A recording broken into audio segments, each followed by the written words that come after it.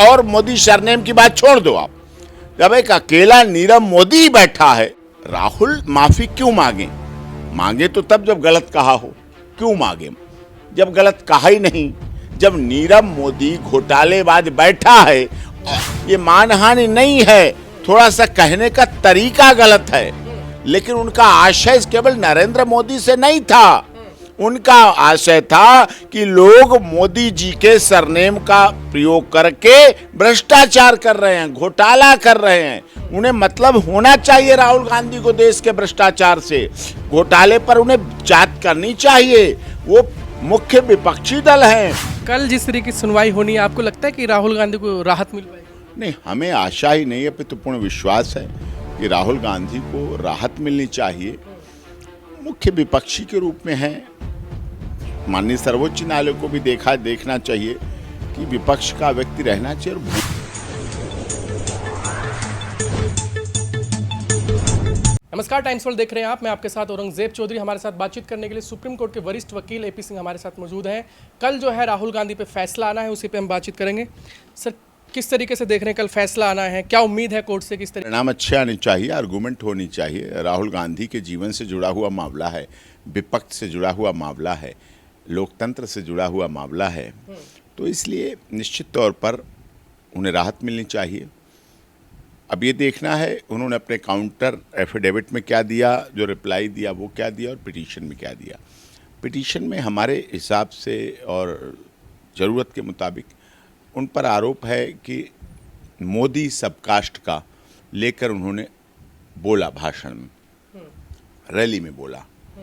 Point है jurisdiction का भी, बोला कहाँ गया? बोला गया शायद वो कर्नाटक में। केस कहाँ रजिस्टर्ड हुआ? केस रजिस्टर्ड हुआ सूरत, गुजरात में। ट्रायल कहाँ चला? सूरत में चला। सोशल मीडिया के माध्यम से एक पॉइंट ये कह सकते हैं कि कंप्लेनेंट जो हैं, उनका क्या नाम, कंप्लेंट जो हैं पूर्णेश मोदी, उनका वहाँ से उन्होंने देखा और उसके बाद उस पर उन्होंने केस रजिस्टर कराया। उसके बाद ट्रायल हुआ।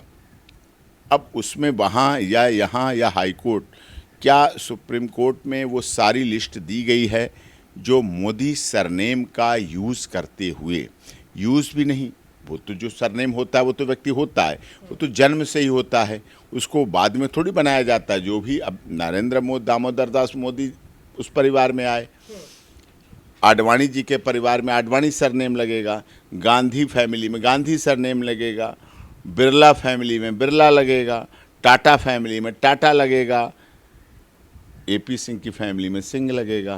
तो जो जिस सरनेम से पैदा हुआ है, आप औरंगजेब चौधरी हैं, आप वरिष्ठ पत्रकार हैं, तो आपके बच्चे होंगे तो चौधरी लगाएंगे, तो जन्म से लगाएंगे।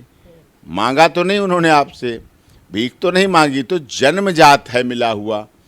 अब नीरव मोदी की बात आती है, नीरव मोदी के आगे मोदी लगता है, और ये दुनिया में कौन मना कर देगा? और क्यों नहीं समझ में आया पूर्णेश मोदी जी के कि आप पूर्णेश मोदी हैं, आपने नरेंद्र मोदी जी की भावना से आहत होकर केस किया, तो नीरव मोदी भी तो आपकी ही सबकास्ट के हैं, वो भी तो आपके ही सबकास्ट, मोदी सरनेम का यूज़ करके ही तो भ्रष्टाचार किया है उन्होंने शब्द यूज़ ना किया हो। मैं नहीं मानता यूज़ क्यों कोई करेगा, भ्रष्टाचार जो कर रहा है वो तो कर रहा है, जमाने से कर रहा है। वो इस देश का अरबों खरबों रुपए जो हमारे देश के युवाओं के काम आता, बेरोजगारों के काम आता, छात्राओं के काम आता, बच्चियों के काम आता, लघु उद्योग कर्मियों के काम आता, किसानों के काम आता, जो सबके काम आता, दवाओं के काम आता, अस्पतालों के काम आता, उस पैसे को ले जाके उन्होंने विदेश में बैठ गए। तो वो भी तो हैं घोटालेबाज, अगर कहे जाएं तो हैं ना उसमें के ही दोषी। फिर आप कैसे कह सकते हैं हमारे नाम का, सरनेम का दुरुपयोग किया गया? अब सरनेम का दुरुपयोग तब किया जाता, या तो ये कह दिया जाता अब देश में कोई मोदी शब्द नहीं लगाएगा। मोदी तो अब नरेंद्र मोदी जी के साथ जुड़ गया है। केजरीवाल जी हैं, केजरीवाल बोले जाते हैं। अरविंद जी बहुत कम लोग कहते हैं, अरविंद केजरीवाल बहुत कम लोग कहते हैं, केजरीवाल। क्या हरियाणा में और केजरीवाल नहीं है गोत्र के? बनिया समाज के केजरीवाल गोत्र होता है, कितने केजरीवाल हैं? तो वो केजरीवाल पे घोटाले के आरोप लगते हैं, शराब का कारोबार को आरोप लगा। कल जिस तरीके की सुनवाई होनी है, आपको लगता है कि राहुल गांधी को राहत मिल पाएगी? नहीं, हमें आशा ही नहीं है, पे तो पूर्ण विश्वास है कि राहुल गांधी को राहत मिलनी चाहिए। मुख्य विपक्षी के रूप में हैं, माननीय सर्वोच्च न्यायालय को भी देखना चाहिए कि विपक्ष का व्यक्ति रहना चाहिए और बोलने पर। अब देखो, आज भी माननीय सर्वोच्च न्यायालय में कल भी कहा, भड़काऊ भाषण, हेट स्पीच पे कोर्ट सख्त हुई। नूह में वाद का मुख्य कारण क्या था? हेट स्पीच की बात थी कि वहाँ कोई वो आने वाला था, मोनू मानेसर आने वाला था, ये आने वाला था, वो आने वाला था, हेट स्पीच से संबंधित था। ये भी हेट स्पीच की तरह मानो इसे अगर, तो कि सब कास्ट मोदी सरनेम में हेट स्पीच है। लेकिन वो इसलिए नहीं मान सकते कि नीरव मोदी जो साफ साफ लिखता है, नीरव मोदी जन्म से लेकर अब तक लिख रहा है नीरव मोदी, और वो घोटाला किए बैठा है। और भी ऐसे नाम हैं जो मोदी सरनेम यूज़ करते हैं, अच्छे भी लोग हैं। सुशील मोदी जी भी हैं, बहुत अच्छे बिहार के नेता हैं। नरेंद्र मोदी जी तो हैं, पूर्णेश मोदी जी भी बहुत अच्छे हैं। तो अच्छे हैं। किसी सबकास्ट जाति में कोई ये नहीं कह सकता अगर कोई गलत कार्य कर रहा है तो जाति उसे सर्टिफाई कर देगी, जाति उसे प्रमाणित कर देगी, जाति का प्रमाण पत्र मिल जाएगा, जाति के आधार पर प्रमाणिकता हो जाएगी, धर्म के आधार पर प्रमाण। अपराधी अपराधी है, गलत है, घोटालेबाज है, भ्रष्टाचार किया है तो किया है, भ्रष्टाचार को भुगतना पड़ेगा तो पड़ेगा, सजा मिलनी चाहिए तो मिलनी चाहिए। इस आधार पर राहुल गांधी ने अगर बोला है तो उसकी कुछ तो बयान में सच्चाई भी है, झूठ का, पूरी तरह झूठ। लेकिन पुर्णेश मोदी ने जो 21 पन्नों का जो हल्फनामा दिया है कोर्ट में, उन्होंने मांग की है कि सुप्रीम कोर्ट से राहत ना दी जाए, तो क्या नहीं दी जाए, हैवी कास्ट लगाई जाए, भारी जुर्माना लगाया जाए, वो तो अपने काउंटर एफिडेविट में यही कहेंगे। और इस केस में तो बड़ी विडंबना की बात है, राहुल गांधी जी बाद में आए सुप्रीम कोर्ट, पहले पुर्णेश मोदी जी आए कैबिनेट के माध्यम से। वो उनका कानूनी अधिकार था, ऐसा नहीं कि उन्होंने गलत किया, कानूनी अधिकार था, उसके तहत आए और फिर उन्हें नोटिस जारी किए गए और 4 अगस्त से पहले उन्हें वो देना था, जिस आधार पर उन्होंने वो जारी करके वो किया और उस पर वो माना गया और उनका काउंटर एफिडेविट फाइल हो गया है, इधर से भी रिप्लाई आ गया है।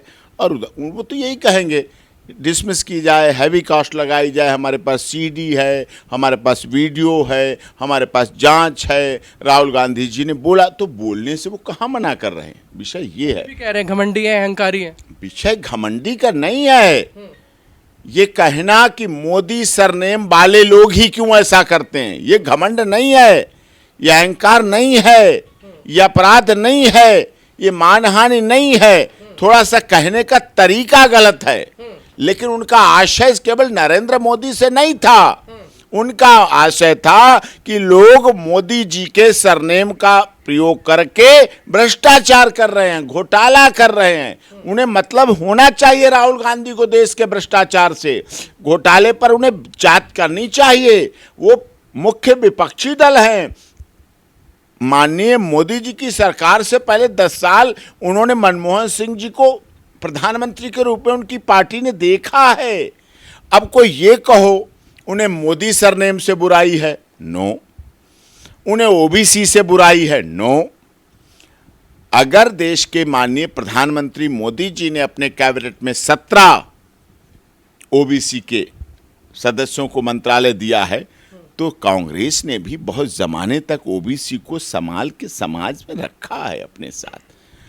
गहलोत साहब राजस्थान में मुख्यमंत्री हैं ना, किस समाज से आते हैं? ओबीसी समाज से आते हैं। तो जो नेशनल पार्टी है वो इस तरह की जाति की राजनीति करके सफल नहीं हो सकती, राष्ट्रीय पार्टी नहीं बन सकती। धर्म की राजनीति करके कोई पूछे हम एक छत्र राज्य कर लें, हम देश के राजा बन जाएं, नहीं बन सकता। तो वो उनकी भावना, उनका भाव सबके लिए बराबर है, करते हैं।